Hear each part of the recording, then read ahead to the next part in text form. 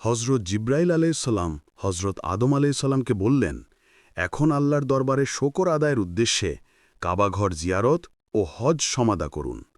এখানে আপনি কতদিন থাকবেন তা কেউ জানে না, অতএব এখানে সর্ববৃহৎ নেয়ামত হল বাইতুল্লাহ জিয়ারত ও হজ আদায়। হজরত আদম আলাইহিসসালাম জিব্রাইল আলাইহিসসালামের কথায় তাই আল্লাহ তাআলার নির্দেশে ক্রমে প্রথমে জিব্রাইল আলাইহিসসালামকে নিয়ে কাবাঘর সংস্কারের কাজে হাত দিলেন। অল্পদিনের মধ্যে কাবাঘরের সংস্কার সম্পন্ন হলে হজরত জিব্রাইল আলাইহিসসালামের সহায়তায় হজ সমাধা করেন।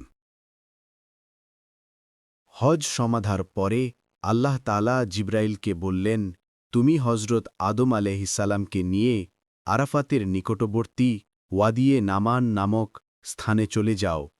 সেখানে পৌঁছে তোমার পাখা হজরত আদম আলাইহিসসালামের পিঠে ঘষে দাও।